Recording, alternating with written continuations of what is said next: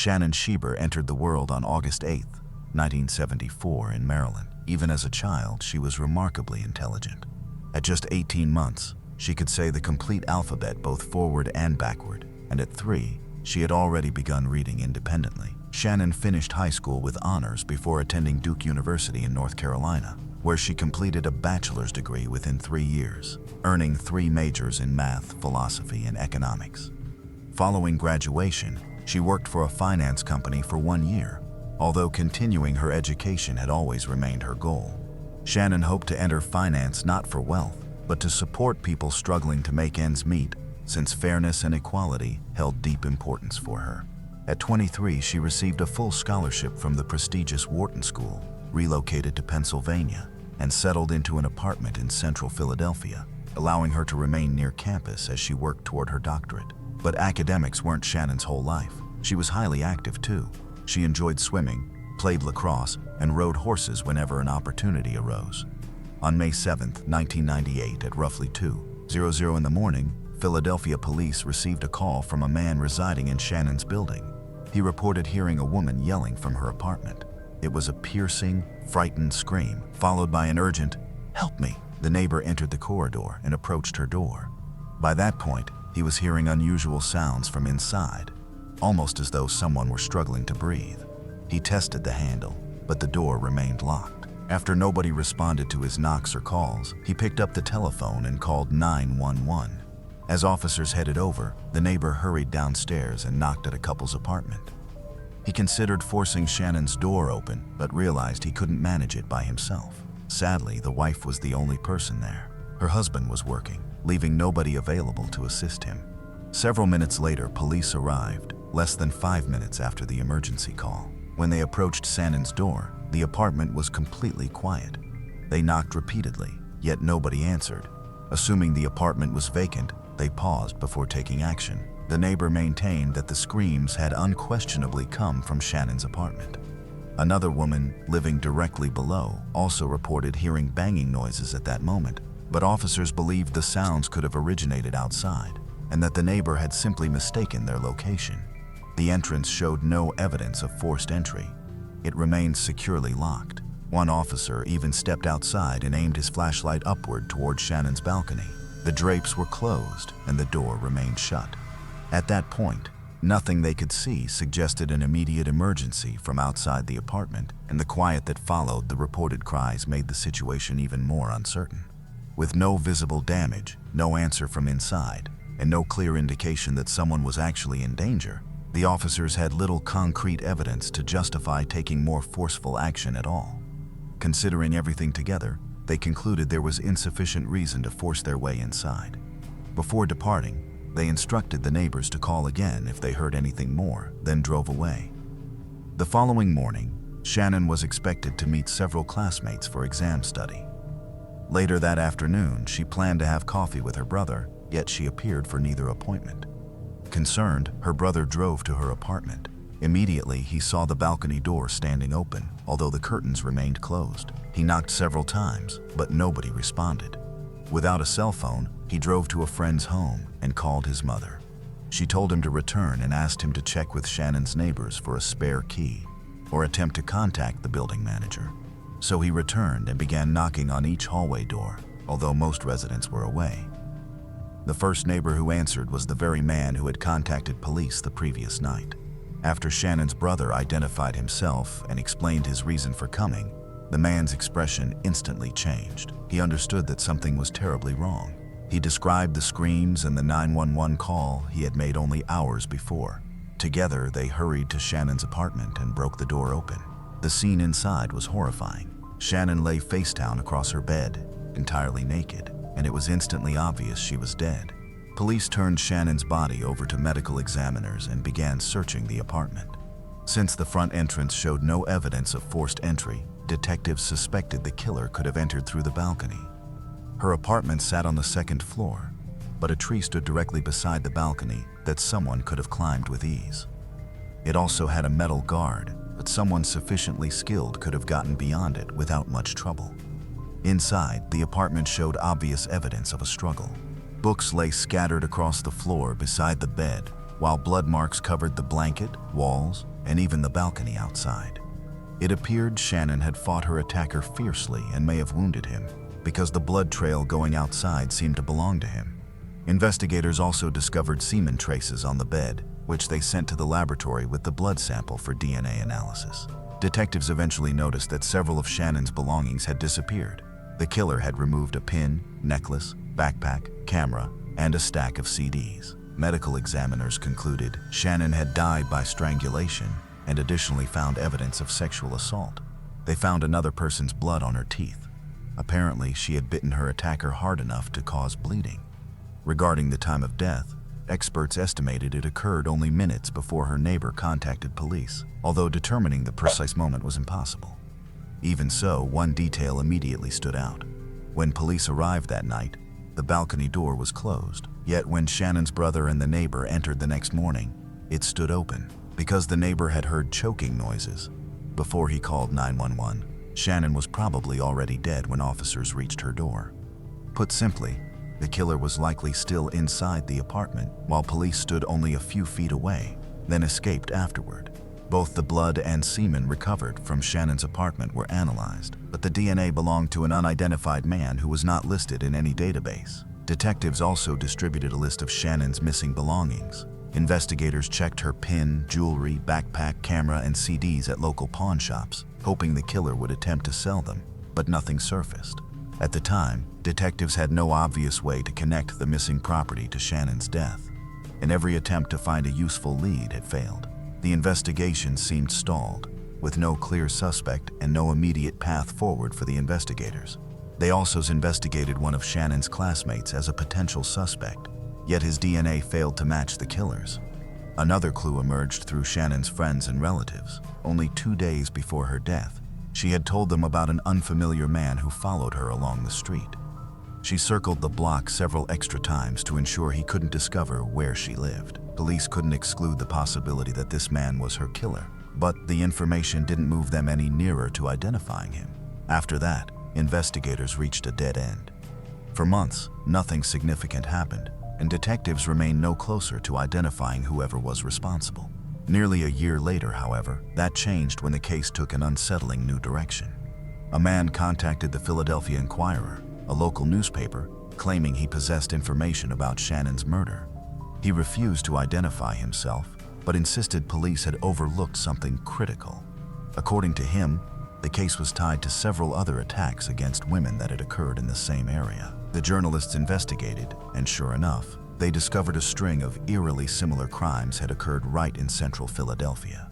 On June 20th, 1997, 1 year before Shannon's murder, a man entered a woman's apartment through a window and assaulted her. He attempted to force himself on her, but she managed to persuade him not to. Immediately after he left, she contacted police and even gave them a strand of his hair that had landed on her bed. Yet for some reason, police never submitted it to the lab for analysis. 3 weeks later, on July 11th, another woman returned home from a party after drinking heavily. She went straight to sleep. Several hours later, though, she awoke and discovered all her clothing was missing and her hair was completely wet. She also had scratches around her neck and a burst blood vessel in her eyes. She reported the incident to police, but officers classified it as a burglary. Then, on August 6th, another woman was assaulted inside her apartment. A man entered through a window, placed a pillow over her head, tightened a belt around her neck, and sexually assaulted her before escaping. Investigators obtained DNA from the bedsheet. However, because a national FBI DNA database did not yet exist, they never compared it with other cases. 1 week later, on August 13th, a woman awoke and saw a stranger standing inside her bedroom. He sexually assaulted her before fleeing. This time, police collected DNA again, and when they eventually compared it with the earlier August 6th case, it proved to be an exact match. These women all lived near each other, with some even residing on the same street. Yet for reasons that still baffle people today, police failed to classify most of these incidents as sexual assaults. As a result, no complete investigation ever occurred. Reporters digging further discovered this was not an isolated mistake. At that time, it was standard practice within the Philadelphia Police Department. A staggering number of rape reports were never officially documented as crimes. Many officers simply refused to believe victims. Indeed, some senior officials openly asserted that half of the women reporting rape were lying. Eventually, the newspaper published a story that exposed the entire situation, triggering a huge public outcry. The backlash compelled police to examine every assault report that had never been classified as a crime. During that process, they ultimately reclassified around 500 cases. The article also focused heavily on Shannon's murder, highlighting what now appeared to be an obvious link between her case and the earlier assaults, while criticizing police for failing to connect them sooner. When Shannon relocated to Philadelphia for college, she'd deliberately chosen that apartment specifically because the neighborhood was regarded as safe. Yet neither she nor her neighbors had any idea that a serial predator was operating under their noses, largely because police had failed to recognize the pattern connecting his attacks. After the article was published, investigators were forced to overhaul their approach. Up until then, they'd focused on the possibility that Shannon's killer might have been someone she knew, perhaps an ex-boyfriend. But now, they compared the DNA from her murder against the samples collected from the sexual assault cases. And the results were unmistakable. They belonged to the same man. Still, the detectives had no clue who he was. They didn't even have a name. But there was a promising lead. One of the assault victims had seen her attacker's face and given police a description months earlier. Investigators used that description to create a composite sketch, which they distributed to local newspapers, along with an announcement of a $40,000 reward for any information leading to the suspect's capture. The calls started pouring in, but every lead hit a dead end. That continued until September 13th, when the attacker struck again, this time targeting another woman in that area. He assaulted her, but once again managed to slip away before police could catch him. Not long afterward, one of the detectives working Shannon's case happened to catch a TV episode about investigators who'd solved a crime using something called geographic profiling. The idea was simple but interesting. Experts analyzed the location of crimes committed by the same offender and used that pattern to pinpoint where he was most likely living. The team reached out to the same specialists featured in that show, and they put together a map highlighting the areas where their suspect might be based. Detectives canvassed those neighborhoods, plastering flyers with a composite sketch and talking to residents, but none of it led anywhere. After that, the attacks suddenly stopped. For months, there wasn't a single new report, and detectives started to think the man who had terrorized the city had gone underground. That pattern continued until the middle of 2000, when detectives noticed a request that had come in from their colleagues at the Colorado Police Department. Investigators there had sent out a nationwide bulletin about a string of sexual assaults that had taken place in the city of Fort Collins, nearly 2,000 meters from Philadelphia. As soon as the Philadelphia team reviewed the report, the pieces suddenly fell into place. The attacker's tactics were almost exactly like those used by their unidentified killer. He entered apartments where women were alone, attacked them, and disappeared. More importantly, he left several DNA samples and one fingerprint behind. Philadelphia investigators requested comparisons between those samples and evidence recovered from Shannon's apartment, and the results returned as an exact match. The similarity was too close to dismiss, especially because the same unusual pattern appeared across the two investigations. That connection gave detectives something concrete to pursue, even though they still lacked the suspect's identity, his name, or any direct way to connect him personally to the crimes they were investigating at that point. Their murderer had traveled all the way across the country and continued preying on women. For the first time, police had a genuine opportunity to learn who he was. They chose to examine credit card transaction records tied to both groups of crimes, those in Philadelphia and Fort Collins. Their goal was to identify people whose cards had been used in both cities near the times of the assaults. It proved difficult, but after reviewing thousands of records, they reduced the search to 319 men aged 20 to 30, whose cards had been active in both locations during the attacks. Next, they used the geographic profiling map to target specific Philadelphia neighborhoods where the suspect was believed to have lived, cutting the list down further to only 83 names. That shorter list went to their Colorado colleagues, who began investigating whether any of those men could be linked to the assaults. Before they could get anywhere, however, the attacker struck again. Soon afterward, a letter reached that same police station. It said, "I'm sorry, but I can't let you catch me just yet. I'm not in Colorado anymore. I didn't even like it there." I'm not a fan of the cold, and I don't plan on coming back to Fort Collins. I have to admit, you guys are everywhere. I want you to catch me because I hate what I'm doing. It keeps me away from people, and I don't have anyone to talk to. Sometimes I get really lonely. The letter contained details of several assaults that only investigators could know, proving it had come directly from the attacker. Yet no fingerprints or DNA could be found anywhere on it. Detectives suspected the message was designed to mislead them, perhaps because he was lying about having left Fort Collins. But despite that possibility, they remained no nearer to arresting him, and the clock was ticking. Their biggest problem was Pennsylvania's 5-year statute of limitations for sexual assault. The earliest known attacks went back to 1997, leaving police less than 2 years to secure justice for Philadelphia's victims. Although Shannon Schieber's murder carried a life sentence or worse regardless of when he was captured, detectives continued asking the public for assistance. Throughout the investigation, they received thousands of calls. Then, finally, in 2002, one tip stood apart. A woman contacted police and said the suspect's composite sketch strongly resembled her former boyfriend, a man named Troy Graves. Detectives immediately took notice because his name was already among their 83 possible suspects. But there was more. Soon after, another call came through. This time, a man said he'd recognized the description of the suspect's vehicle, which a victim had spotted. He told police that his neighbor drove precisely that type of vehicle, and once again, the neighbor's name was Troy Graves. As detectives examined his history, the evidence started fitting together. Troy had worked at a bank in the same Philadelphia neighborhood where all the attacks occurred. In 1999, around the time the crimes abruptly stopped, he enlisted in the Army. Soon afterward, he was written up for attempting to force his way into a woman's room, although he denied that it had happened. Although Troy was stationed in Wyoming, he actually resided just over the state border in Fort Collins, Colorado. That meant he'd lived in both cities where the attacks had taken place, making the connection between him and the two separate investigations important to detectives by this stage of the entire investigation. When investigators located his former girlfriend, she revealed another disturbing detail. Troy frequently took walks at night and would return with scratches and bruises he couldn't account for. Adding to the suspicion, Troy's blood type matched the type recovered at Shannon's crime scene. Every indication seemed to point toward him, and the growing number of connections made detectives convinced they had identified their suspect. Detectives therefore decided they needed to speak with him.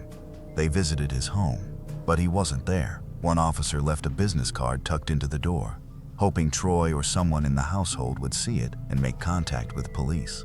Later, Troy's wife, whom he'd been married to for roughly a year, discovered the card and called the detective. She explained that her husband was currently on a military base, but promised to discuss the message with him. Troy agreed to meet police, though detectives weren't willing to risk letting him disappear. They placed undercover officers nearby to discreetly watch him in case he attempted to flee. Eventually, Troy arrived at the station, and detectives began with standard background questions. They established that he had no criminal history, questioned him about the Army incident that had resulted in his write-up, then turned to the assaults in both cities and Shannon Schieber's murder. Troy denied every allegation, but when detectives requested his fingerprints and a DNA sample, he became completely quiet for roughly 6 seconds. He then said he would provide them, but only after speaking with his wife. He promised to return the following day and submit the samples. At that moment, detectives informed him he was under arrest. Officers promptly collected his fingerprints and DNA, and once the results returned, they perfectly matched the blood and semen recovered from Shannon's apartment, along with the remaining evidence from assaults in both Philadelphia and Colorado. On April 23rd, Troy Graves faced 6 counts of sexual assault in Colorado, 27 charges altogether. Several days afterward, Pennsylvania prosecutors brought another 50 counts over the attacks there, including Shannon Schieber's murder. Following his arrest, several unexpected details came to light. One former girlfriend of Troy's had recognized him from the composite sketch shown on the news well before police discovered his identity. Yet for reasons unknown, she never contacted authorities. It also emerged that Philadelphia police had stopped Troy's vehicle in January of 1999 during the manhunt for Shannon's killer. They spoke with him briefly before releasing him, unaware that the very man they sought had been sitting directly in front of them. Meanwhile, officials still hadn't decided where Troy would face trial first. In Colorado, he faced a lengthy prison term for the assaults. In Pennsylvania, however, he could receive the death penalty for Shannon's murder. While that decision remained unresolved, Troy told his attorney he was prepared to confess to everything, provided prosecutors agreed not to pursue the death penalty. Ultimately, both states accepted the agreement. Before it became final, prosecutors consulted Shannon's parents, who made their position unmistakably clear. They strongly opposed the death penalty under any circumstances. Even without Troy's confession, they said they could not support ending a person's life. Their faith prohibited killing in any form, and they refused to abandon those beliefs, even after their daughter was taken from them. They also contacted every surviving victim of Troy's from Philadelphia and Fort Collins. Every one of them supported that choice, agreeing that another death would not bring back what they had lost. Shannon's parents raised another point too, one that went much deeper. They believed that had police treated earlier sexual assault reports more seriously, investigators would have recognized a serial predator was active in their city long before Shannon was killed, and perhaps, just perhaps, their daughter might still be alive. The public, however, largely disagreed. A lot of people couldn't understand why Shannon's parents wanted to keep her killer alive. Yet despite the criticism, they remained firm, and eventually the plea agreement was accepted. Afterward, Troy described in detail what had taken place on the night Shannon died. He said he entered her apartment through the balcony while she was inside the bedroom. Caught off guard, Shannon fought back against him. She scratched his face and even sank her teeth into his finger. That's when Troy began strangling her. Eventually, she lost consciousness, and he believed he'd broken her neck. A few moments later, he heard someone knocking at the door, but insisted that whoever stood outside never said they were police. He also claimed he saw no patrol cars outside as he fled through the balcony. Even so, his confession contained some unusual contradictions. Troy said he'd shut the balcony door behind him when he left, yet Shannon's brother distinctly recalled that the door stood wide open the following morning. Regardless of those discrepancies, there was no doubt about his guilt. The DNA, physical evidence, and confession all led directly back to him. On May 17th, Troy Graves received a life sentence in Colorado for 6 counts of sexual assault. He was then transferred to Pennsylvania, where another life term was imposed for Shannon's murder, along with an extra 60 to 120 years for the sexual assaults committed in Philadelphia. That meant Troy would remain behind bars for the rest of his life. For Shannon's parents, however, the case wasn't over. Her father sued the Philadelphia Police Department, claiming Shannon could still be alive if detectives had linked the earlier assaults and conducted a proper investigation. The court, though, determined police were not liable for her death, and nobody was held responsible. Even so, the case attracted so much public attention that city officials eventually created a special committee to examine hundreds of overlooked sexual assault reports that had accumulated over the years. Shannon's parents continued opposing the death penalty as well, traveling throughout the country to speak in more than 20 states. Her mother even said she hoped to visit Troy in prison and talk to him face to face. Whether that encounter ever took place remains unclear, but today Troy Graves continues serving his sentence with virtually no possibility of ever being released.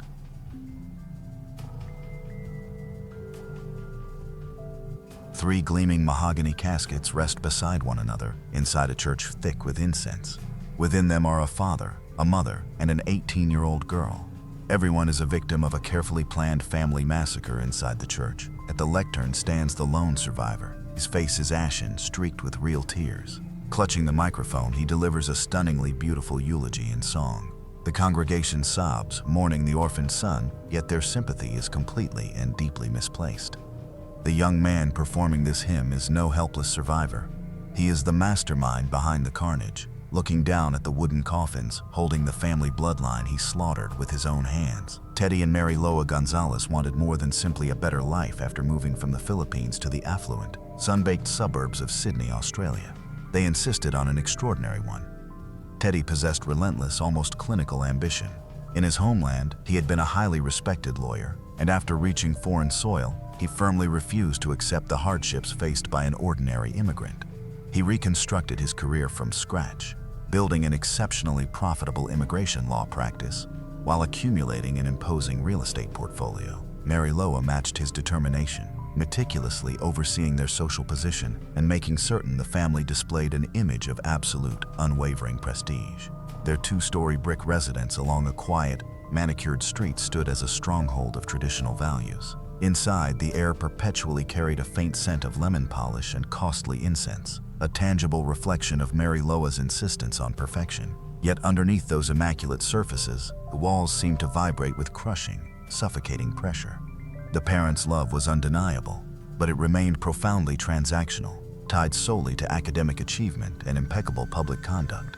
Within this high-stakes setting, 18-year-old Claudine flourished. She was the true perfect child, a living testament to her parents' sacrifices. Claudine was a gifted student, an accomplished pianist, and completely obedient to the brutally strict curfews imposed by her father. The house frequently rang with the sharp, exact notes of her evening piano practice. That sound gave Teddy and Mary Loa enormous reassurance.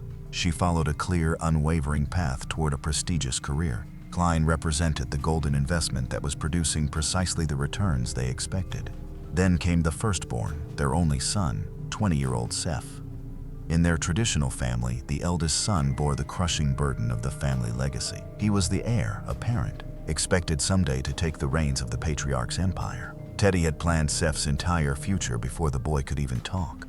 He was commanded to study medicine, become a top-tier physician, and raise the Gonzalez name to still greater social heights.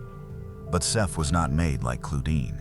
His intellect was exceptionally keen, yet it had little connection to the punishing demands of medical school. He wanted the trappings and visible rewards of wealth: sleek sports cars, designer clothes, and the effortless esteem of his peers. What he hated was the relentless work needed to truly earn it.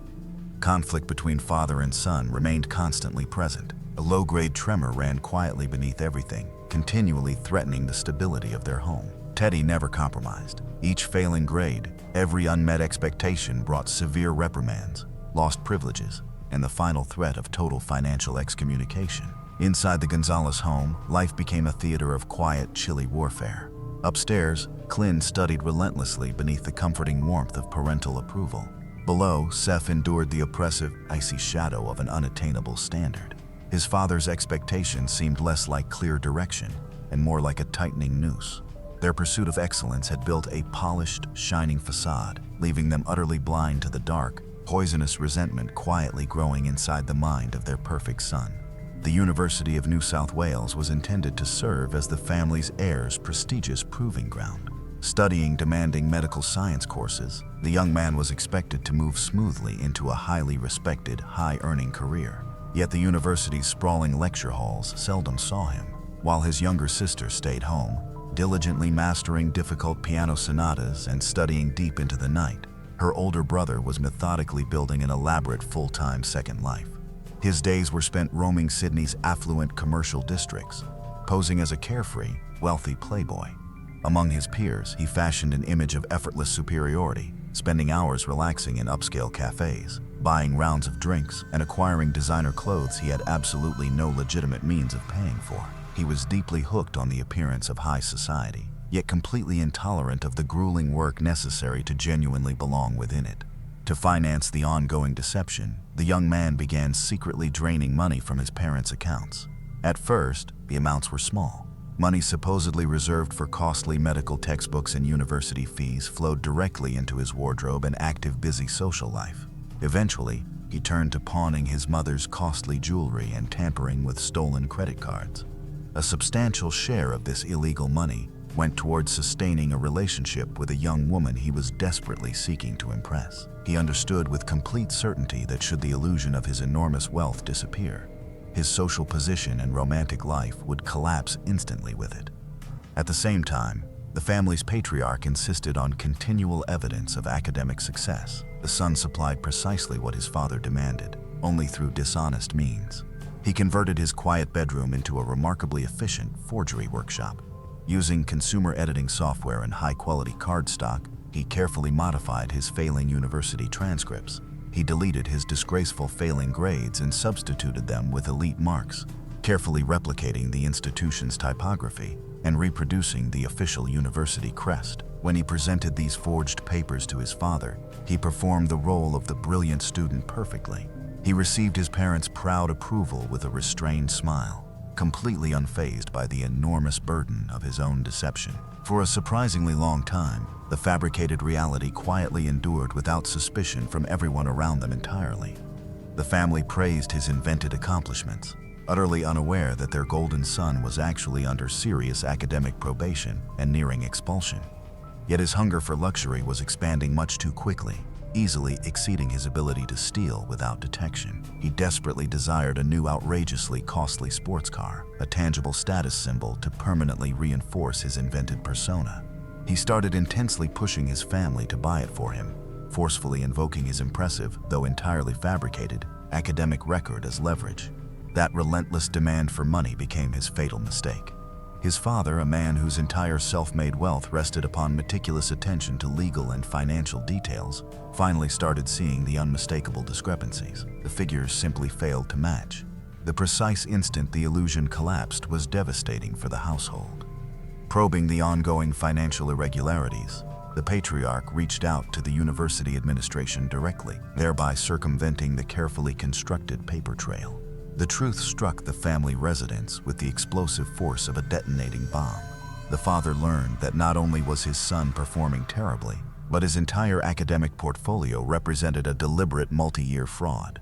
The boy was no medical prodigy, he was an academic phantom. Moreover, the missing household money was traced directly to his lavish, unauthorized lifestyle. The ensuing confrontation permanently poisoned the home's atmosphere. His father did not simply reprimand his son. He methodically tore apart his entire existence. With cold, uncompromising ultimatums, Teddy made his intentions brutally unmistakable. The financial lifeline was permanently cut.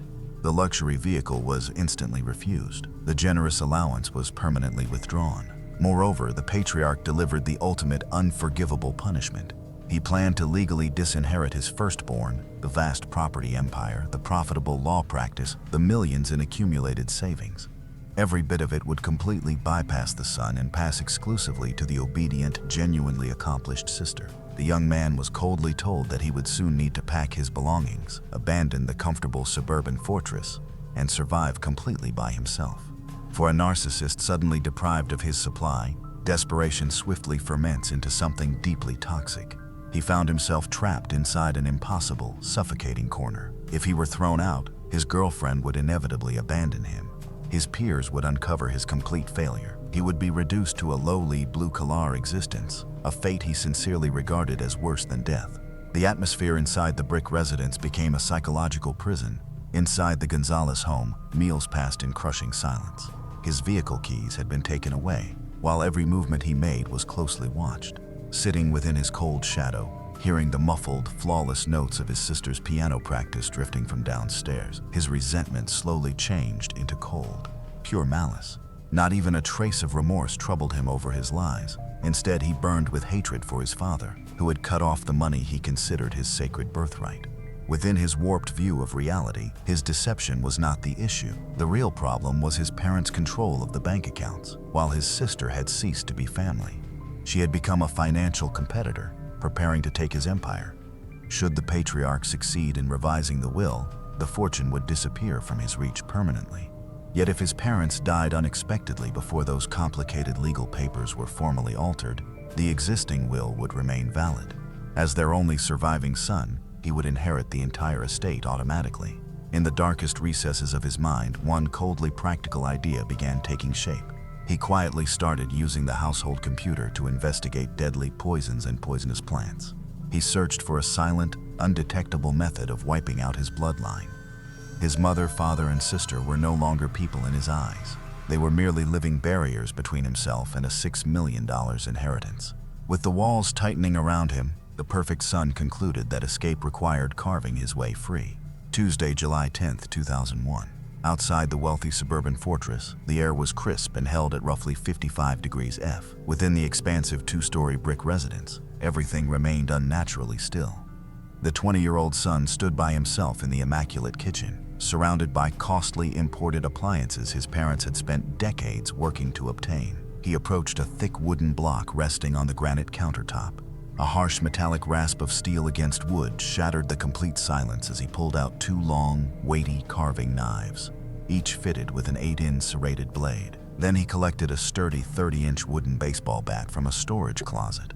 He brought the weapons into the front foyer, his footsteps softened by the thick, costly Persian rugs. Near the foot of the grand wooden staircase, he deliberately positioned the weapons in the deepest shadows. No longer was the young man a frightened, failing university student dreading his father's anger.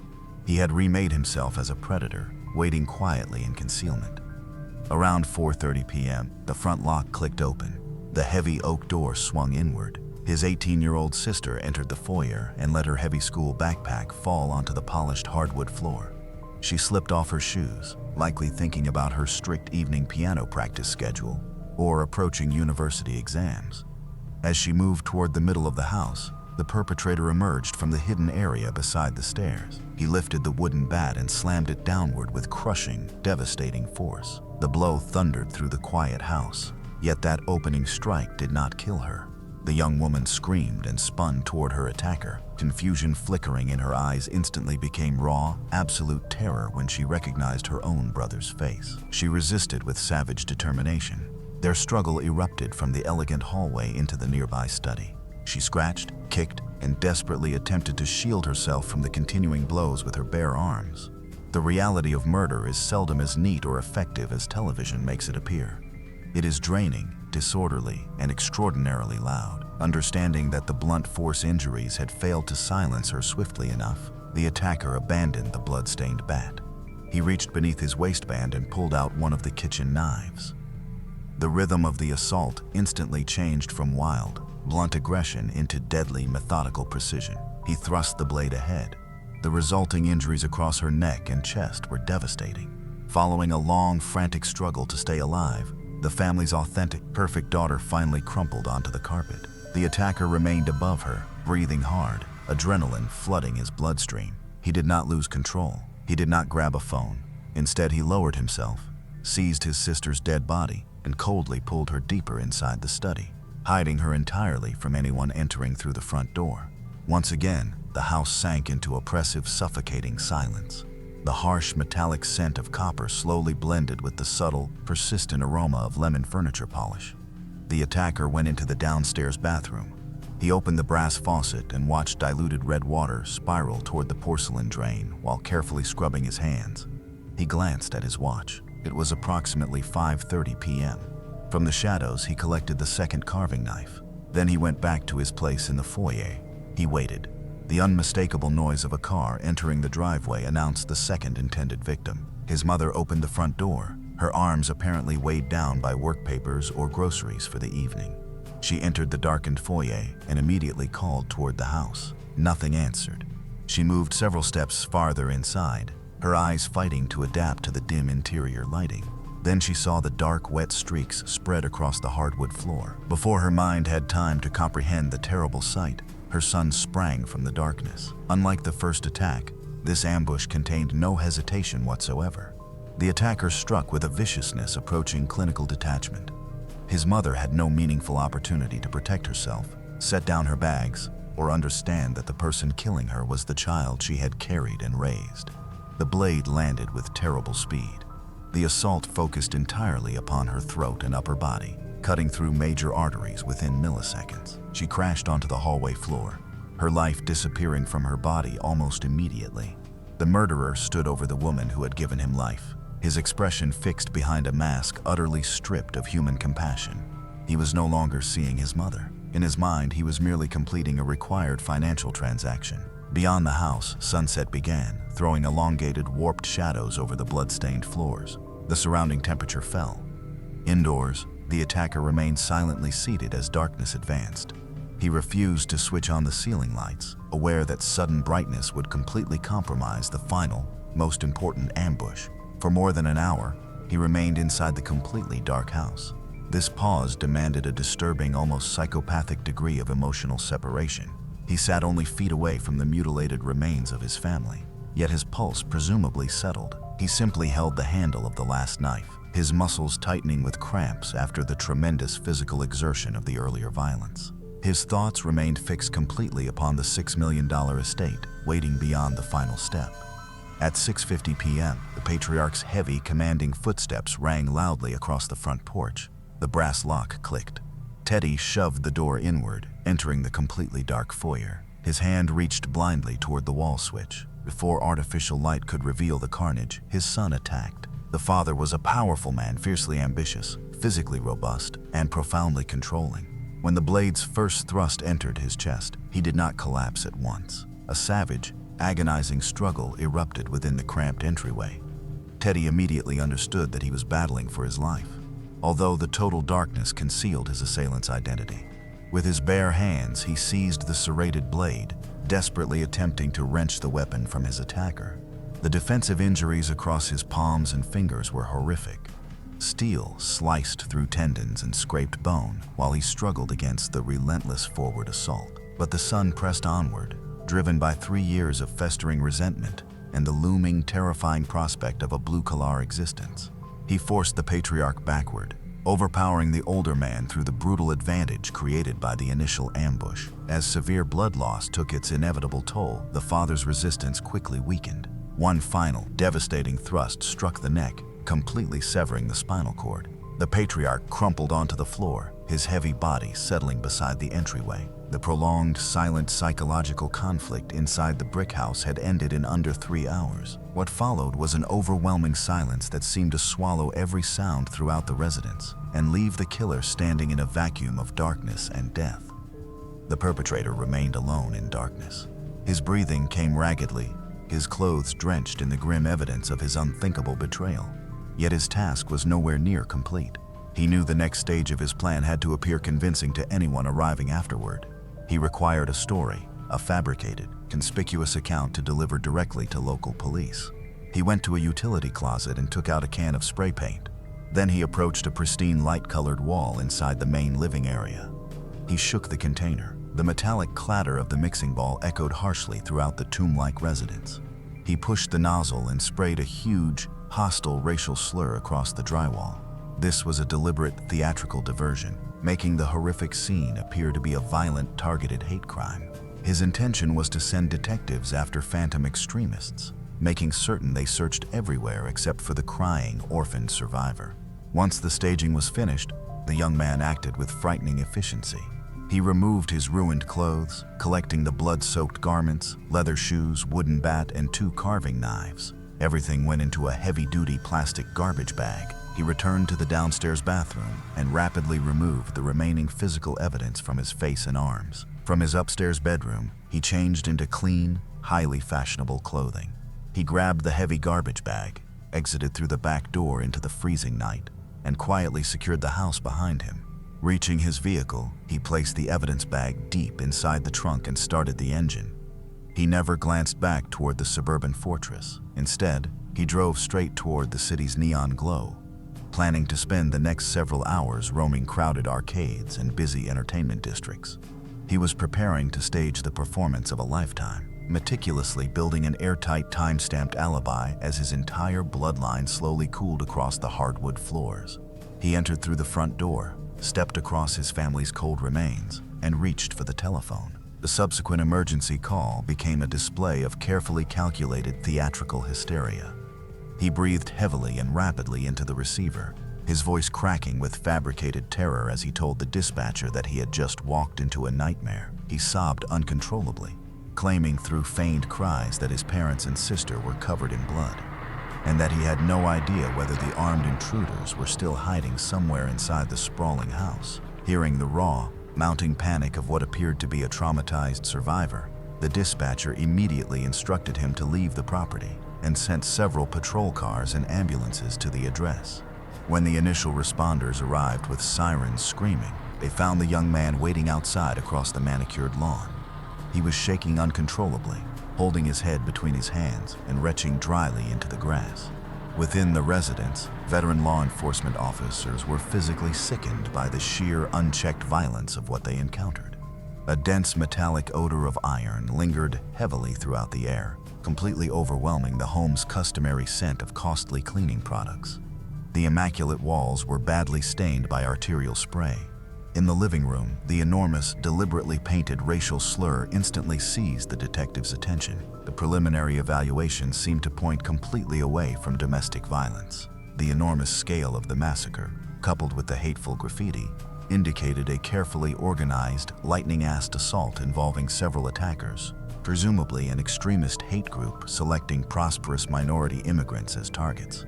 Word of the massacre moved through the wealthy neighborhood like a powerful seismic shock. This was a community known for remarkably low crime levels, expensive automobiles, and flawlessly maintained lawns. The abrupt, savage destruction of an entire family demolished the delicate illusion of suburban security. Overnight, total panic took hold.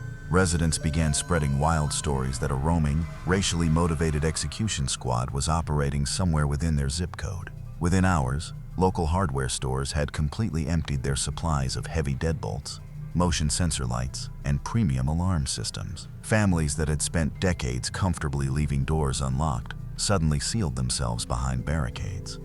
Children were quickly withdrawn from after-school activities, while the familiar evening walks around the neighborhood stopped altogether. Fear across the community was tangible, oppressive, and suffocating.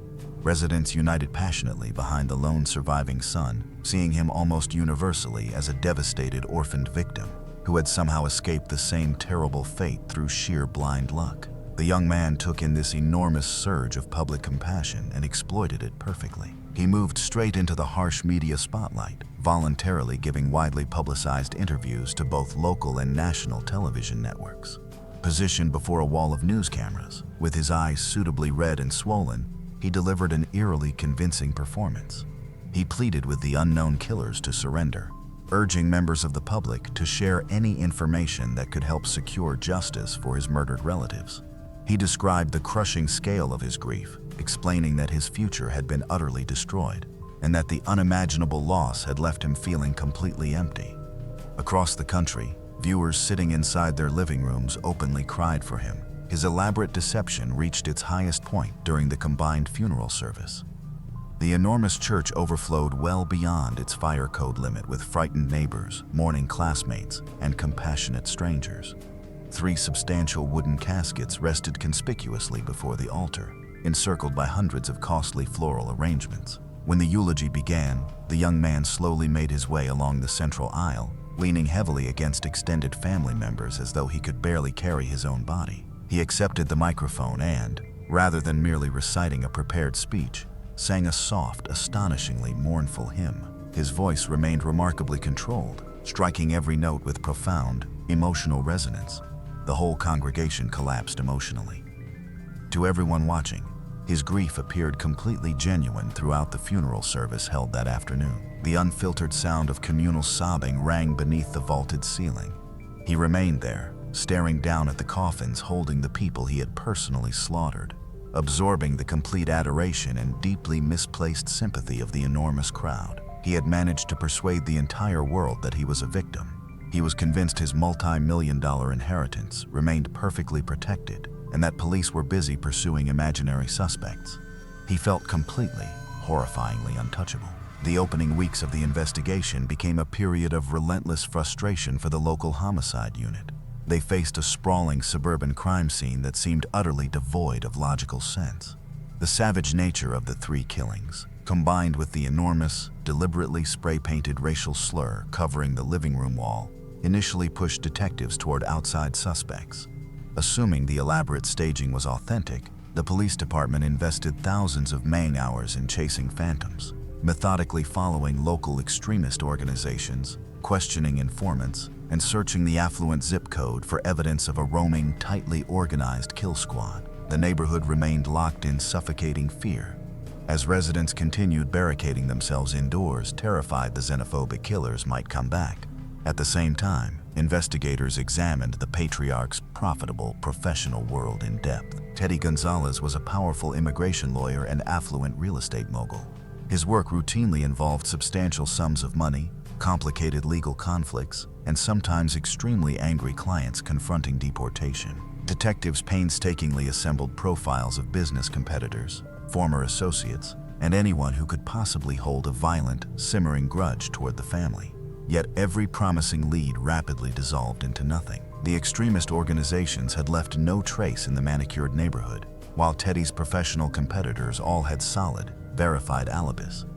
The false clues were gradually obscuring the investigation. The decisive breakthrough came when experienced investigators intentionally moved beyond the loud theatrical details of the crime scene and concentrated solely on the cold physical facts of the brick residence. The theory of a random, racially motivated hate crime was starting to break apart beneath the pressure of simple common sense. Hate crimes are generally quick, chaotic, and emotionally explosive. Attackers enter a location, cause extensive destruction, and flee immediately to escape capture.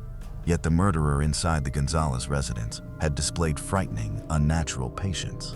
There was absolutely no evidence of forced entry on any heavy oak door or first floor window, indicating the killer either had a key or was willingly admitted by the victims themselves. Moreover, the medical examiner's examination of blood coagulation and pooling showed that the murders had not happened in one simultaneous blitz.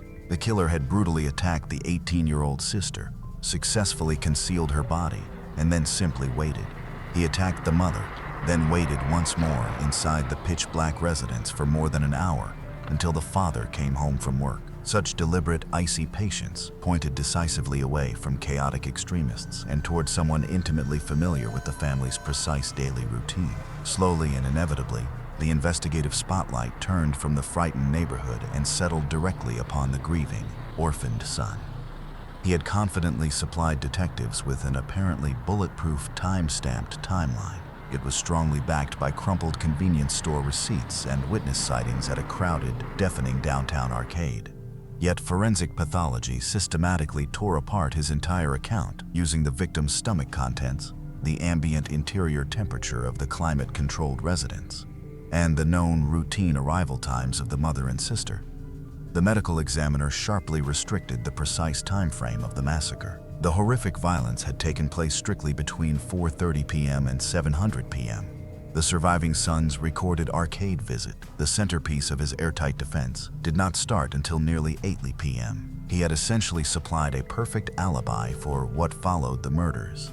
Yet his whereabouts throughout the actual slaughter remained unexplained. When seasoned detectives placed him inside a sterile interrogation room and calmly questioned him about this enormous, obvious discrepancy, his carefully maintained composure began to crack.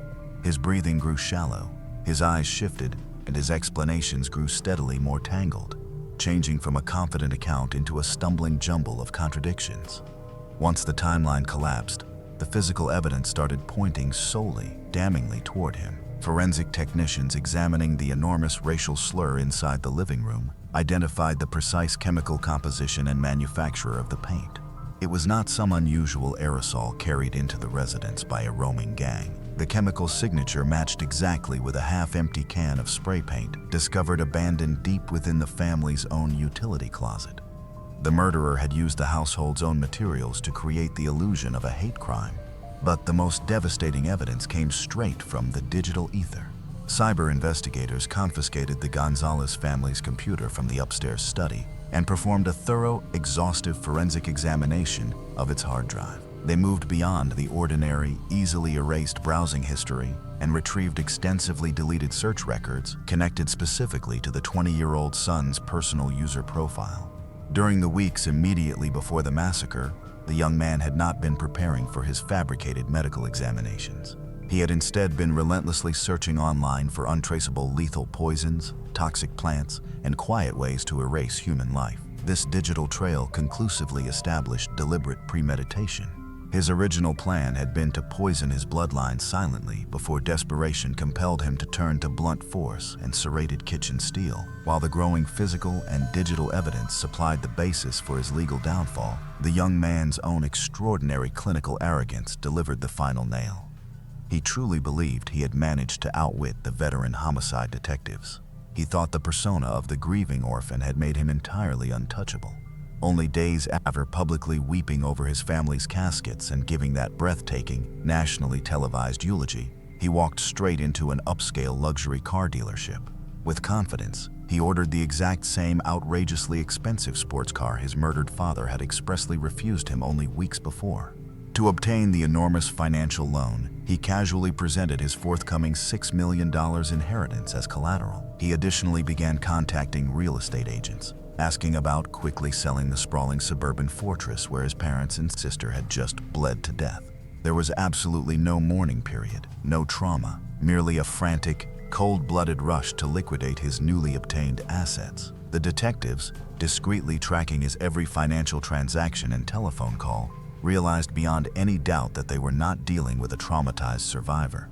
They were following a profoundly narcissistic apex predator who had methodically slaughtered his own family solely to obtain unrestricted control of their bank accounts.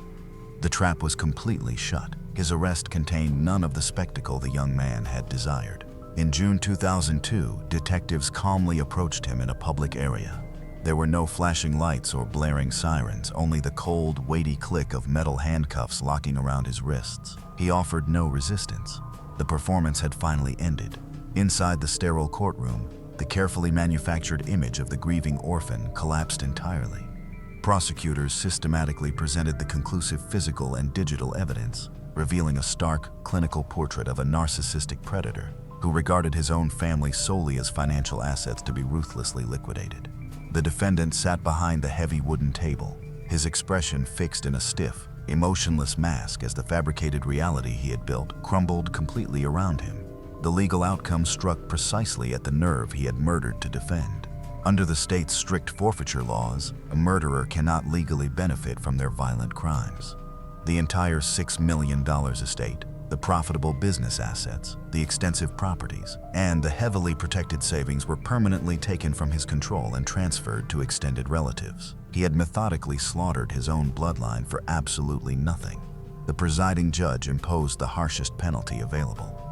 The young man received 3 consecutive life imprisonment sentences, accompanied by a strict judicial order eliminating any future possibility of parole. He was officially and permanently removed from society, condemned to spend the rest of his natural life inside a closely monitored maximum security concrete cell. The expansive brick residence in the affluent suburbs was eventually thoroughly cleaned, the heavy Persian rugs replaced, and the walls repainted. It was sold to strangers, who likely had no idea of the true extent of the horror that had unfolded inside the foyer. The pursuit of flawless perfection had created a monster who valued a bank account above the people who had given him life. Today, he remains inside a concrete cell, stripped of his name, inheritance, and freedom. The perfect son had become the perfect executioner.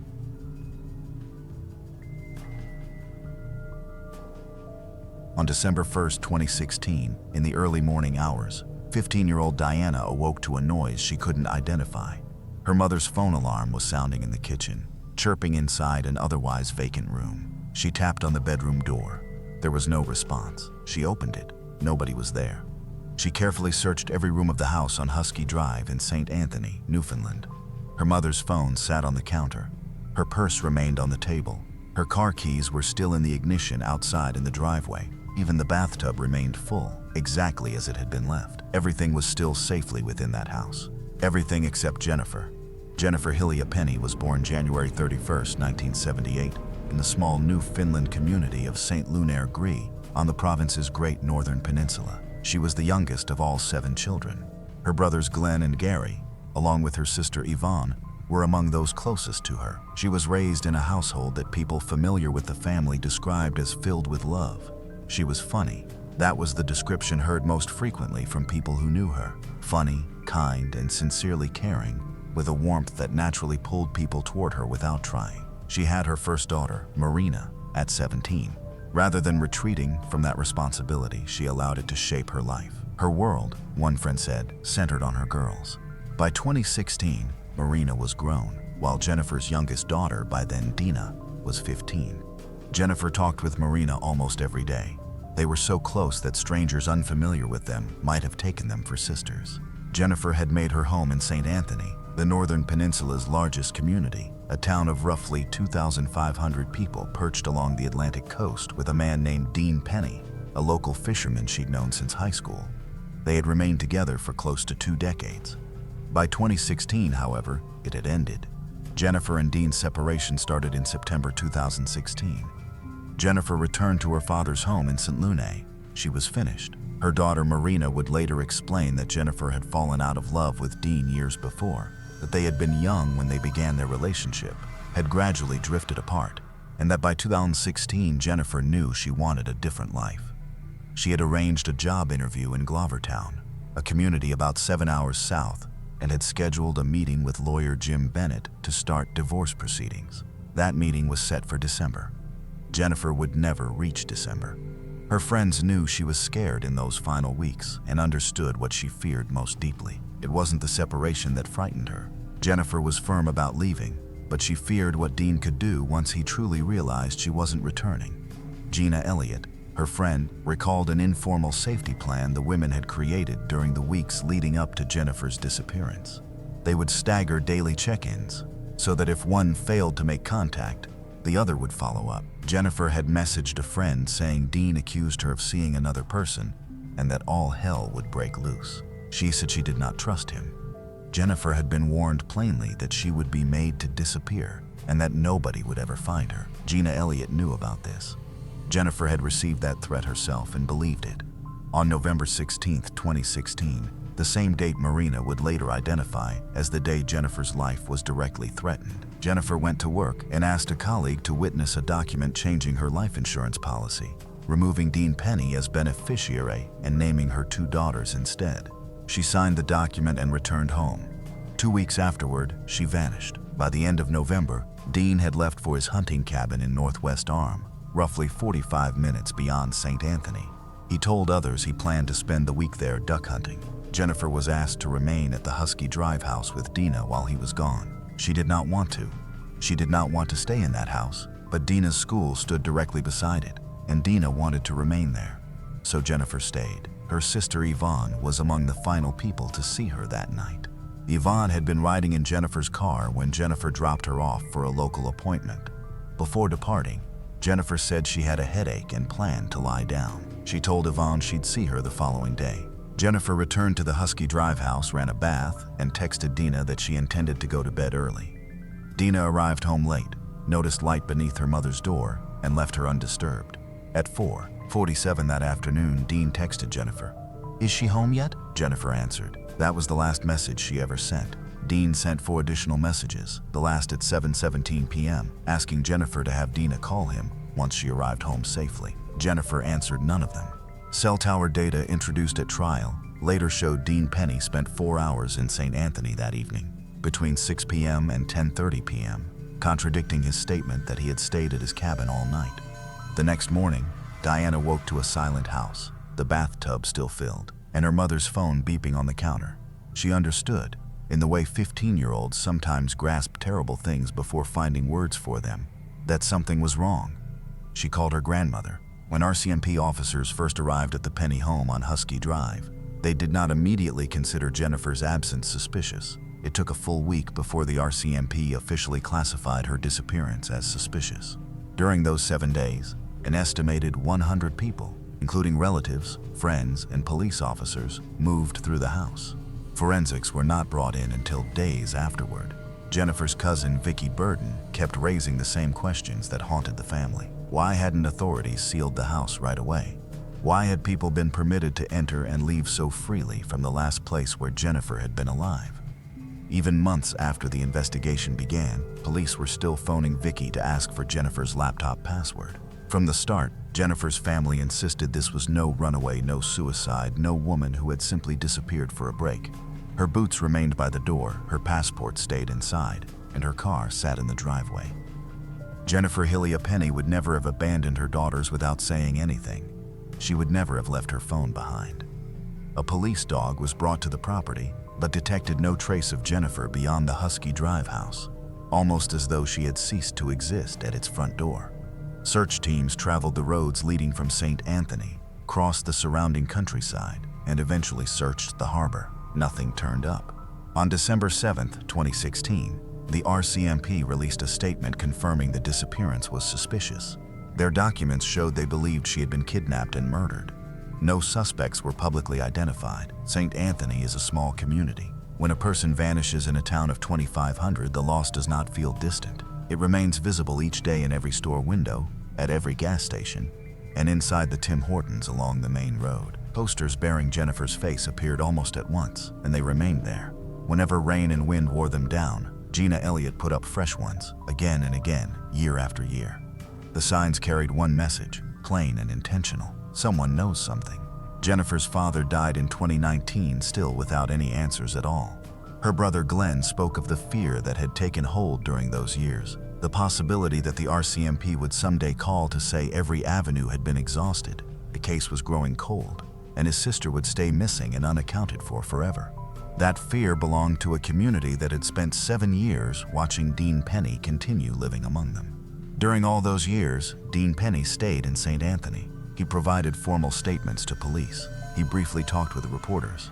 When the Fifth Estate, CBC's long-form investigative program, arrived in St. Anthony in 2018, they encountered him on the street. He confirmed that he had returned to the house that night for his duck decoys. He confirmed his daughter Dina had seen him.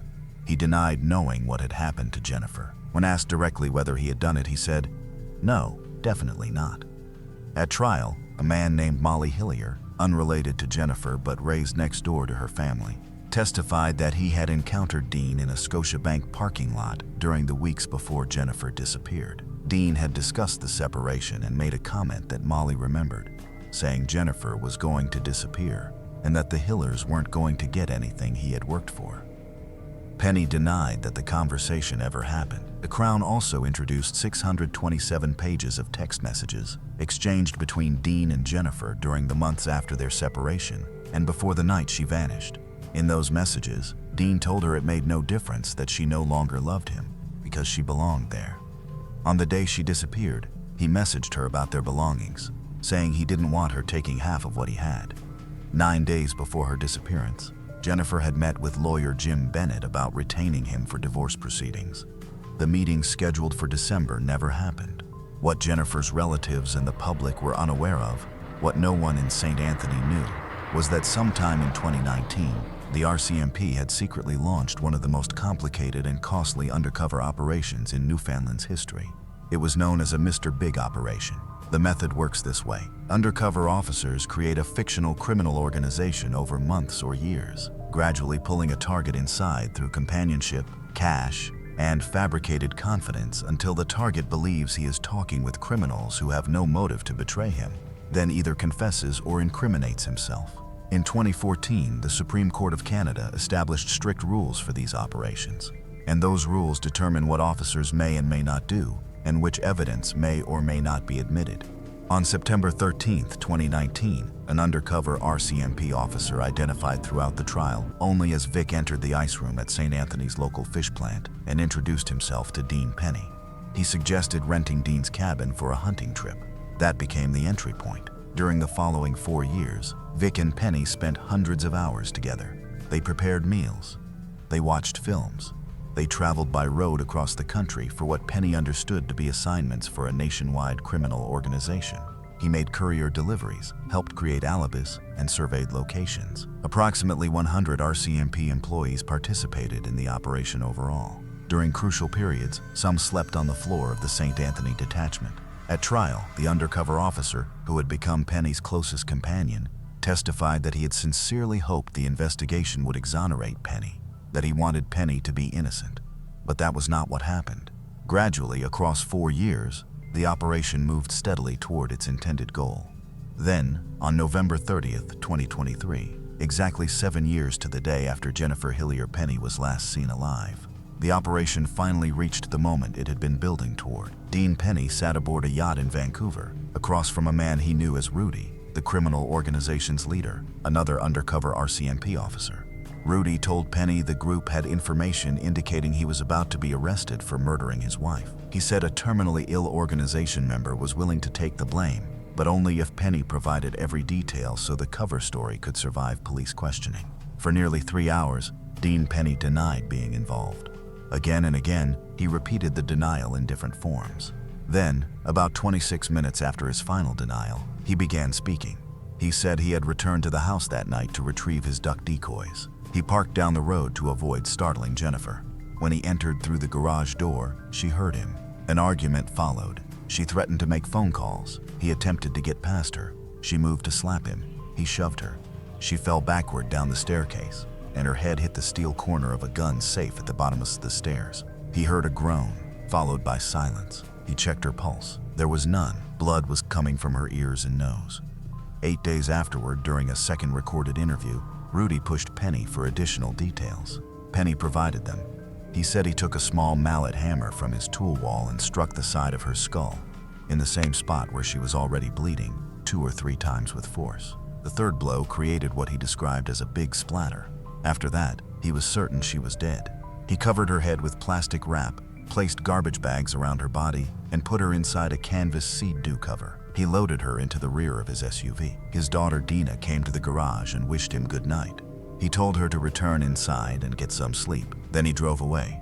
On his way out of town at about 10:45 p.m., he stopped at an Irving fuel station. He told Rudy he had intentionally done that to place himself on camera, making it appear he had merely gone out for a drive and coffee.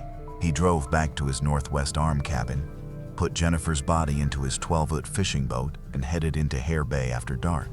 He traveled as far offshore as possible, reaching the deepest water he could near an area called Goose Tickle in the Hare Bay Islands. He attached rubber weirs packed with rocks to her body to ensure she would sink. Then he cast everything overboard. He told Rudy that Jennifer would never be found again. He said he knew those waters well. He said he knew precisely where she was. Penny had also supplied the undercover officer with GPS coordinates, exact latitude and longitude for the place where he claimed to have dropped her body. Over the next 18 months, the RCMP conducted 6 separate diving and sonar searches in Hare Bay, employing remotely operated vehicles, acoustic survey technology, and assistance from the Royal Canadian Navy. Officers investigated 133 anomalies across the seafloor. Every one proved to be either a rock or another naturally occurring object. No trace of Jennifer was discovered. The defense later cited this as proof that Penny's confessions could not be trusted. If he had been truthful, they argued, something should have been found there. The Crown argued that years had gone by, that the ocean floor around St. Anthony is rugged and complicated, and that the material Penny disposed of can resist detection. The search has never officially ended. Jennifer Hillier Penny has never been recovered. On December 15, 2023, Dean Penny was arrested at Deer Lake Airport. In the days leading up to his arrest, the RCMP kept him busy in Edmonton with logistical assignments for the fictional organization, gaining time as officers in Newfoundland prepared to act. He knew nothing about it. The trial opened on April 1, 2026, at the Supreme Court of Newfoundland and Labrador in Corner Brook before Justice Vikas Kaledkar. It lasted 7 weeks. The Crown based its case on the 2 recorded confessions. It also relied on cell tower data placing Penny in St. Anthony for 4 hours on the night Jennifer disappeared. The parking lot comment Molly Hillier had remembered for years. Testimony from Jim Bennett established Jennifer had contacted him about divorce proceedings 9 days before she vanished, while Marina testified that her mother had told her she was frightened of Dean. She wouldn't explain exactly why, but she was afraid. Penny testified for 5 days and said the story had been fabricated. He claimed he had made up every detail, including the hammer, the waiters, the boat, and the coordinates, because he believed that a first-degree murder conviction in Canada brings a mandatory life sentence, with no parole eligibility for 25 years. A sentencing hearing is scheduled for November 2026.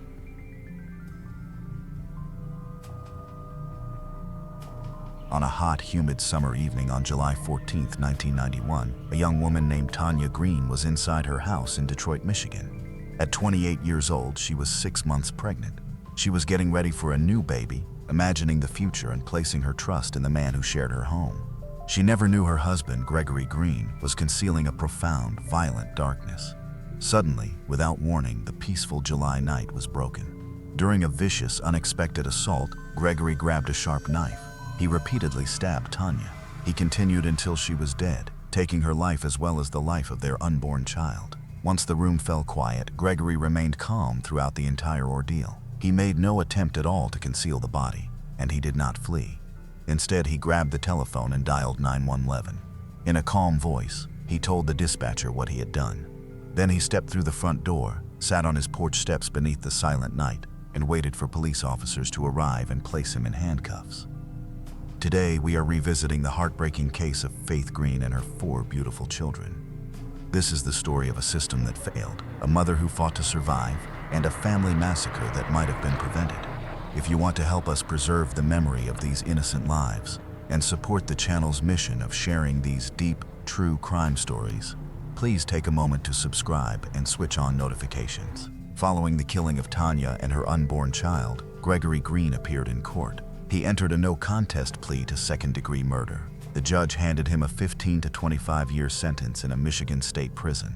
Inside those imposing prison walls, Gregory understood precisely how to behave. He stayed quiet. He obeyed every rule. He avoided fights and worked diligently to seem like an entirely transformed man. He appeared to be an exemplary prisoner. Yet the parole board was difficult to deceive. When Gregory sought parole, they examined him and sensed something hollow. 4 separate times, they rejected his release. They observed that he displayed no genuine empathy or remorse for the lives he had ended. Still, Gregory refused to surrender. He started searching for assistance beyond prison. He formed a connection with a well-known local pastor, Fred Harris. Gregory persuaded the pastor that he had discovered God, that he felt profound regret, and that he wanted to make a positive difference in the world. Pastor Harris trusted him. The pastor pressed the parole board, sending letters and giving testimony that Gregory had become a different man worthy of another opportunity. He also pledged to provide Gregory employment and a place within his church. In 2008, after spending 16 years behind bars, Gregory's strategy succeeded. The board approved his parole. He left prison as a free man. Through that church, Gregory eventually met the pastor's daughter, Faith Harris. Faith was compassionate, deeply religious, and devoted to forgiveness and redemption. She viewed Gregory as someone who had fulfilled his debt to society and rebuilt his life. In 2010, the two married. Faith entered the marriage with her 2 children from an earlier relationship, 19-year-old Chadney Allen and 17-year-old Cara Allen. Before long, Gregory and Faith welcomed 2 biological daughters, Coy and Kay. From the outside, they appeared to be a happy, blessed household. Yet inside their home, that appearance was already starting to fall apart. By 2013, the calm, gentle persona Gregory had displayed before the parole board had vanished entirely. He grew controlling, furious, and verbally abusive. He relied on threats to keep Faith and the children trapped in ongoing fear. Faith understood that she and her children faced serious danger. In 2013, Faith turned to the court. She requested a personal protection order that would legally prevent Gregory from approaching them. In her filing, she described his frightening threats and his unpredictable, unstable conduct. But the protective system failed her. A Wayne County judge reviewed her request, determined that there was insufficient evidence of actual physical violence, and rejected the protection order. Gregory could remain inside the house. Faith and her children remained completely unprotected, sharing a home with a convicted murderer. For another 3 years, Faith struggled to survive each day in the face of everything around her. She worked to protect her children at every opportunity. But by then, life inside the Hip Street home had become a ticking time bomb waiting to explode at any moment. At last, in August of 2016, Faith realized she needed to take her children away. She formally filed for divorce. For the time being, she stayed in the house while working out what she would do next. Yet for someone like Gregory, losing his family also meant surrendering his ultimate grip on control. He could not permit her to go. He could not allow her to prevail. Somewhere within the darkest recesses of his mind, Gregory Green started plotting one final, devastating family massacre. The weeks after the divorce filing remained strangely calm, far too calm. Gregory Green did not yell or smash anything. He moved through the Hip Street house like a ghost, quietly passing from one room to another. Still beneath his composed expression, a sinister countdown was already underway. His days were spent collecting materials, arranging each detail, and waiting for the right opportunity. That opportunity came on the night of September 20th, 2016. By midnight, the entire house lay in darkness. Chadney, Cara, Coy, and Kay were sleeping in their beds. They thought they were secure. They could not know that the man down the hallway had already determined they would never witness daylight again. Gregory waited until complete silence settled over the neighborhood. Sometime after midnight, he slipped quietly into the garage. His tools were ready. He took a long, flexible plastic tube and firmly connected it to his car's exhaust pipe. Then he fed the tube's other end through the vehicle window, closing the leftover opening with thick, heavy strips of gray duct tape. Gregory returned indoors, moving lightly across the carpeted stairs so Faith and the teenagers would remain asleep. He entered the room shared by his 2 youngest daughters, 5-year-old Coy and 4-year-old Kay. He lifted their little sleeping bodies from their beds. Carrying them downstairs, he brought them into the garage's cold air and set them inside the sealed vehicle. He turned the ignition key. The engine sprang awake, filling the small garage with a deep, constant hum. Gregory closed the garage door, leaving his two little girls inside the dark car. Invisible and odorless carbon monoxide began spreading through the cabin. He waited. He watched the poison take effect, depriving them of oxygen until their tiny hearts ceased beating. After the garage became silent once more, Gregory switched off the engine. He opened the car door and lifted his daughter's lifeless bodies. One by one, he carried them upstairs again. He returned them to their warm beds, drew the blankets up beneath their chins, and tucked them in. He positioned their limbs so they appeared to be peacefully asleep. With the opening stage of his horrifying massacre finished, Gregory advanced to the next part of his plan. He entered the master bedroom where Faith slept. He said nothing. Instead, he drew a heavy semi-automatic handgun, aimed it at her face, and ordered her out of bed. Faith awakened with the cold steel of the barrel against her forehead. Frightened, she remained silent. She obeyed his quiet, icy commands as he forced her down the stairs and into the dark basement. The basement felt cold and smelled like damp concrete. Gregory forced Faith onto the floor, where the air felt heavy and the concrete walls seemed to close around her. She had no idea what he intended next. From a nearby supply, he produced rolls of duct tape and thick plastic zip ties. He bound her ribs together behind her back, pulling the restraints so tightly that the plastic bit into her skin. He wound tape around her ankles, fastening her legs securely. At last, he forced a gag into her mouth and sealed it with tape, preventing her from making any noise. Yet Gregory wanted more than Faith's death. He intended to utterly destroy her. He wanted her to endure unbearable, agonizing pain before her life ended. Reaching into his pocket, he drew a sharp utility razor blade. Holding Faith down, he started cutting across her face. He drove the metal into her skin, pulling it from her ears toward her chin. He sliced through flesh, damaging the delicate nerves across her face. Blood poured out immediately, coating her features with a warm, sticky mask. To stop her from attempting to crawl away, Gregory pointed his handgun toward her foot. He fired. The gunshot's thunderous crack broke the basement's silence. While the bullet ripped through flesh and bone, Faith twisted on the floor in mute, searing agony, unable to cry out through the thick gag. Gregory had not finished. The final punishment, the most horrifying part of his plan, was still waiting for her. He went back upstairs from the basement, leaving Faith bleeding in darkness. He awakened Faith's teenage children, 19-year-old Chadney and 17-year-old Kara. With the gun trained on them, he led them down the groaning wooden stairs into the basement. Faith remained on the floor, her terrified eyes widening when she saw her children enter. She tried screaming, warning them, begging them to run, but only muted, desperate sounds escaped her throat. Gregory made Chadney and Kara stand beside their restrained, bleeding mother. He paused for nothing. He lifted the heavy handgun, placed its cold barrel against 19-year-old Chadney's head, and fired. The shot was deafening.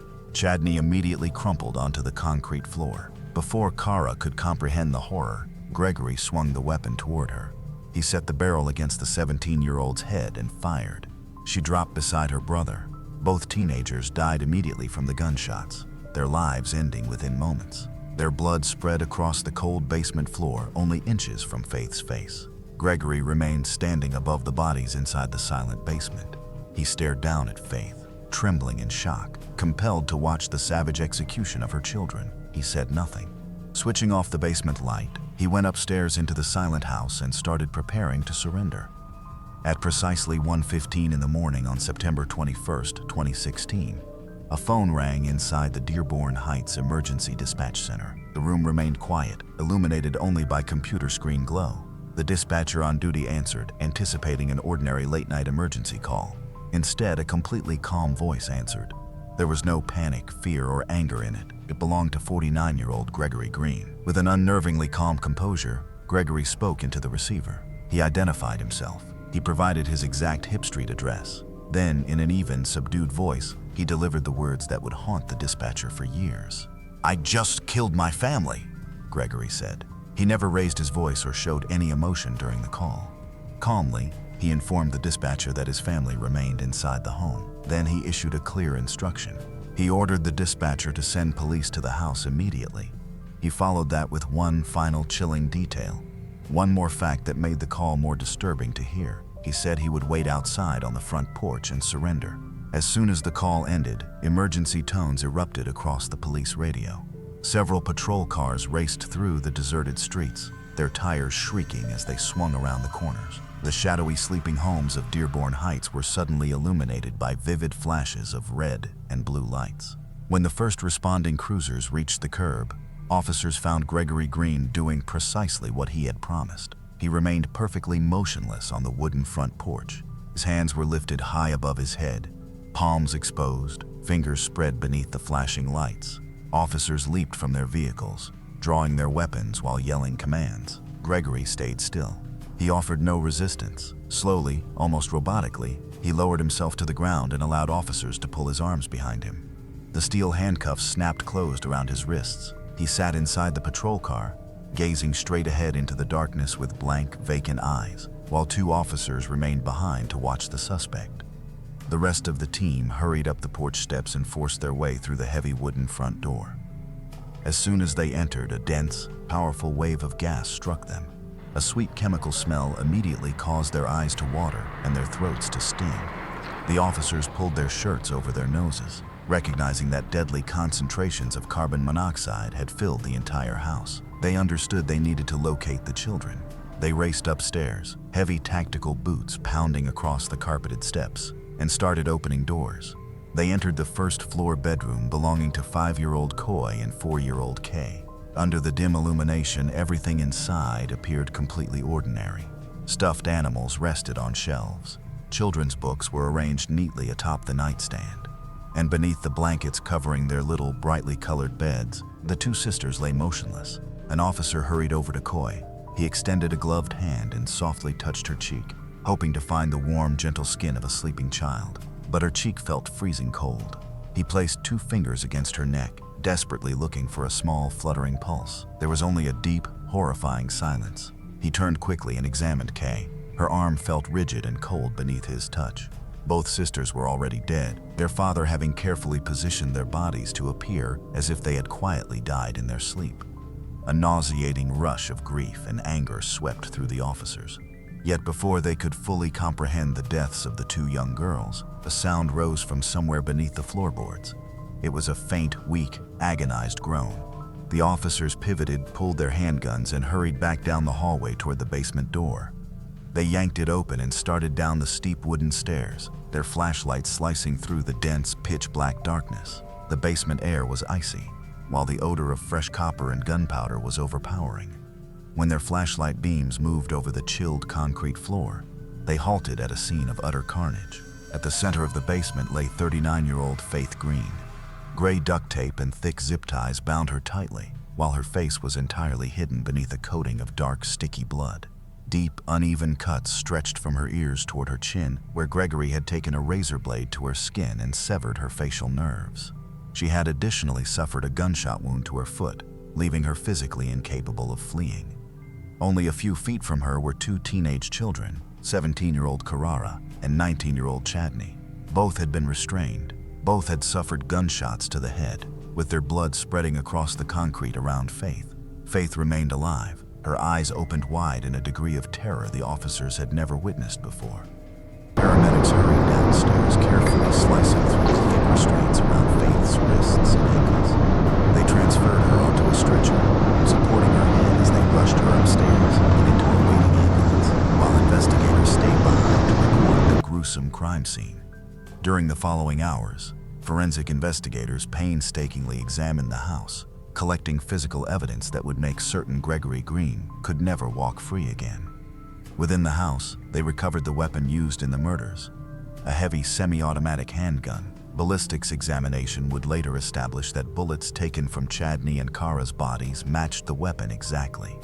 In the kitchen, investigators discovered the blood-stained utility razor Gregory had used to disfigure Faith's face, still marked with her blood. In the garage, investigators located the horrifying setup behind the sisters' deaths. They photographed the plastic tubing, duct tape, and exhaust hose Gregory had arranged with the vehicle to direct deadly carbon monoxide into the cabin. Finally, while detectives searched the home's records, they discovered a stack of earlier personal protection order documents dating from 2013. The court papers described Faith's desperate, unanswered pleas for protection, showing investigators that Gregory's final devastating family slaughter was not an impulsive act of passion, but a carefully planned, cold-blooded execution. While paramedics battled to preserve Faith Green's life at the hospital, Gregory Green sat inside a cold, sterile room at the Dearborn Heights police station. Harsh fluorescent lights buzzed overhead, throwing a stark glow across his face. His hands rested on the metal table, and his posture remained remarkably relaxed. He did not request an attorney. Instead, he quietly sat there, waiting for detectives to begin. When investigators entered and switched on the recording equipment, they braced themselves for a difficult interview. In extreme domestic violence cases or family massacres, suspects are often emotional, defensive, or insist they suffered an unexpected mental breakdown. Gregory Green, however, was different. From the beginning of questioning, Gregory's demeanor remained completely expressionless. His voice stayed quiet, subdued, and frighteningly calm. There was no hint of remorse, sorrow, or anger in his words. To the experienced investigators seated opposite him, it seemed as though they were listening to a man describe an ordinary, tedious chore he had finished earlier that day. He denied nothing.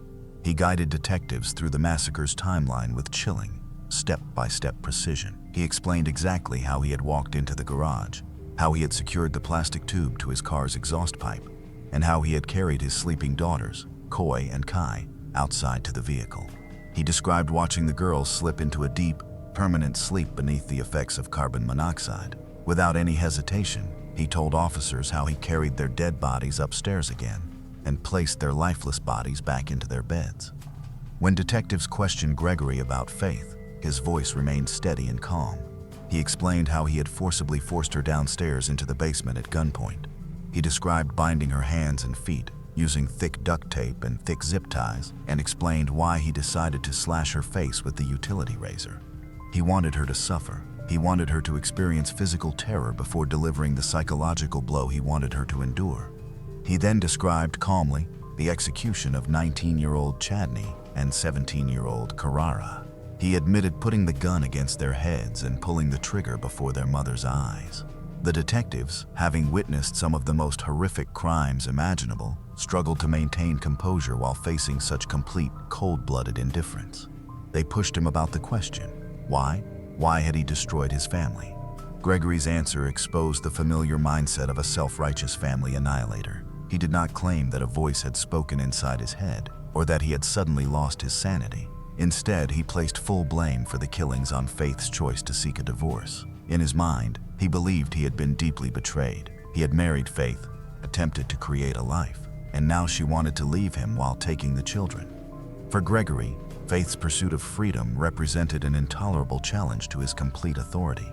According to his warped reasoning, if he could not possess and control his family, then nobody else would be permitted to have them. Their destruction became his last permanent declaration of dominance. As Gregory calmly confessed to the killings, an investigation was unfolding at the hospital during that terrible night. Faith Green had survived the assault, yet remained in critical condition. Doctors worked frantically to close the deep, jagged cuts across her face, attempting to repair the damage Gregory had inflicted with the razor blade. The box cutter had severed major facial nerves, leaving the left side of her face permanently paralyzed. The gunshot wound in her foot demanded extensive surgery to save the shattered bones. After she finally regained consciousness, detectives were waiting close by. They needed her statement to record her memory of that night's events, while the evidence remained fresh. Yet when they started talking with her, they discovered a tragic defense of the human mind. Faith remembered Gregory waking her. She remembered being forced down the basement stairs, restrained, and the blinding agony of the razor blade cutting her face. But when detectives questioned her about Chadney and Kara, Faith's memory suddenly went blank. Her brain, desperately trying to shield her from dying of overwhelming emotional shock, had erased the visual memory of her teenage children being shot before her. She knew they were dead, and she knew Gregory had killed them, but the actual images of the executions had been permanently sealed away behind a barrier of trauma-induced short-term memory loss. Meanwhile, back at the station, investigators completed their paperwork. They possessed the confession, physical evidence, autopsy reports, and heartbreaking statements from the hospital. The case against Gregory Green was airtight. Michigan now faced the task of preparing a trial for a man who had already demonstrated that, if allowed to walk free, he would stop at nothing to satisfy his craving for control. During the months after the massacre, the Wayne County Prosecutor's Office worked tirelessly to make certain Gregory Green would never again see the outside of a prison cell. The sheer weight of the evidence was overwhelming. There was no reason for a lengthy, drawn-out trial that would force grieving, recovering Faith Green to relive the most terrible night of her life from a witness stand. On February 15, 2017, Gregory Green stood before a Detroit courtroom and pleaded guilty to 4 counts of second-degree murder, 1 count of torture, 1 count of assault with intent to do great bodily harm, and felony firearm charges. 2 weeks later, on March 1, 2017, formal sentencing finally arrived, and the courtroom was unbearably silent. Every bench was filled with Hip Street neighbors, extended relatives, and police officers who had handled the horrific crime scene. A grave, heavy tension settled over the room when the doors opened and Faith Green was wheeled inside. The physical damage from the attack was plainly visible across her skin. Deep, thick, uneven scars stretched from her ears toward her chin, permanent reminders of the night her husband tried to cut her face apart. Her left cheek remained partly paralyzed because of the severed nerves. Yet when she was wheeled toward the podium to give her victim impact statement, her voice remained steady. She carried a quiet but fierce strength that seemed to fill the entire courtroom. She stared straight at Gregory Green, seated only a few feet away in a dull jail jumpsuit, appearing completely detached.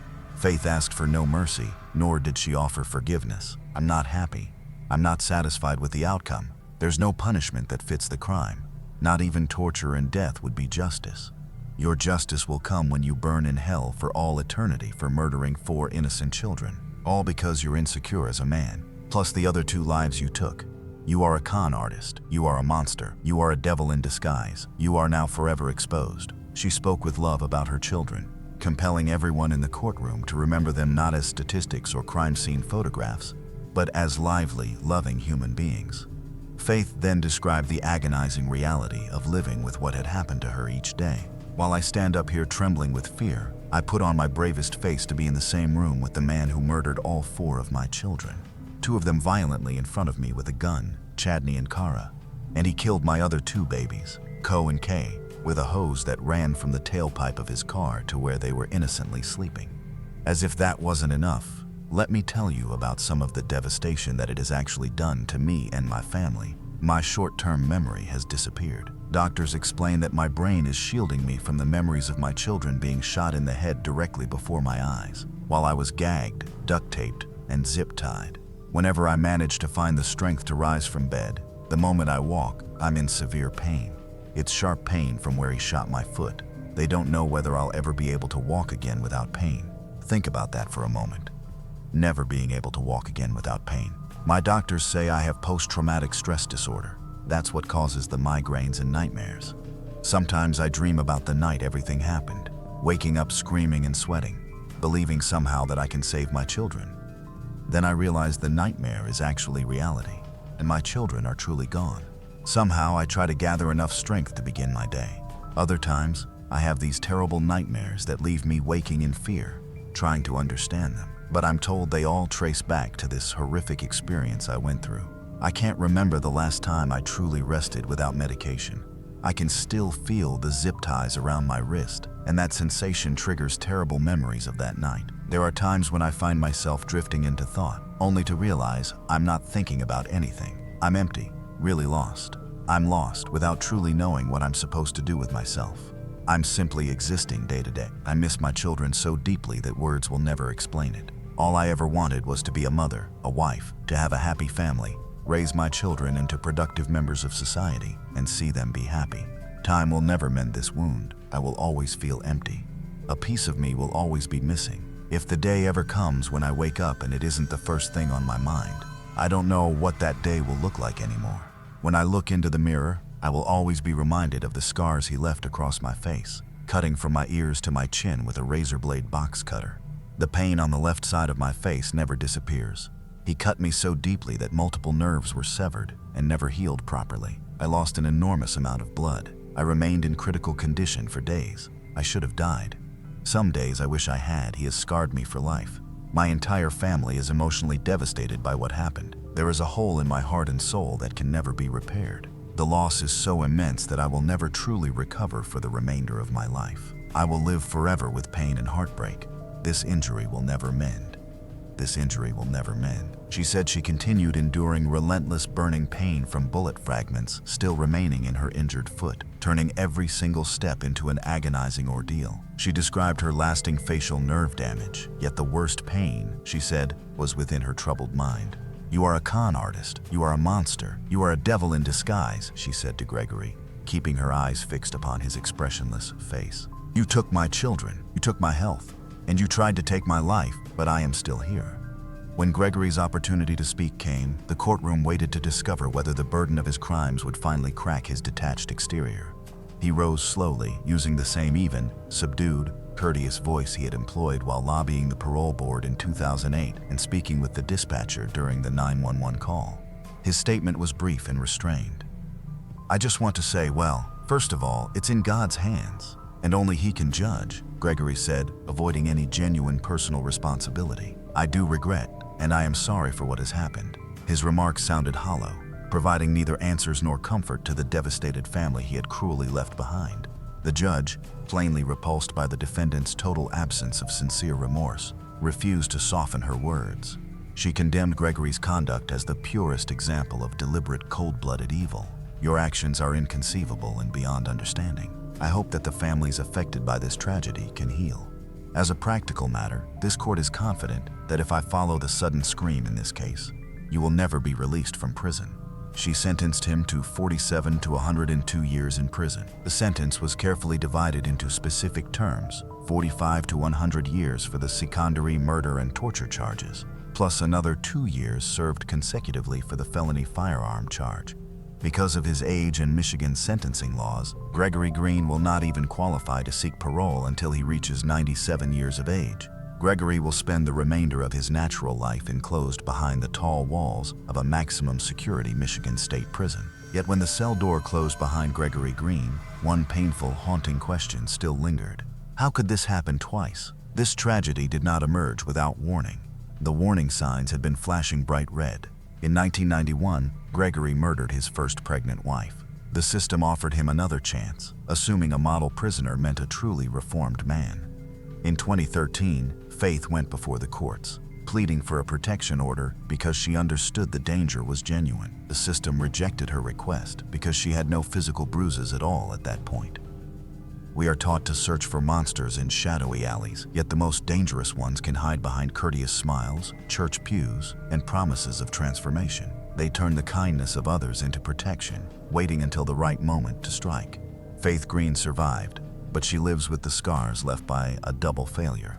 One was a parole system that allowed a killer to walk free, while another was a court system that waited until blood had been shed before extending protection. The quiet property on Hip Street, where the Green home once stood, is now completely vacant. The house was demolished, leaving behind only a patch of grass beneath the Michigan sky. It remains a quiet green scar within the neighborhood. As we bring this chapter to a close, we are left wondering how many other families are living behind closed doors today, pleading for help, while the system waits for the worst possible outcome. Thanks for watching Crime Chapter 51. If you enjoyed today's cases, let us know in the comments which one stayed with you the most, and tell us where you're watching from. If you love long-form true crime documentaries, subscribe and turn on notifications so you never miss a new chapter. Thank you for being here, and we'll see you in the next case.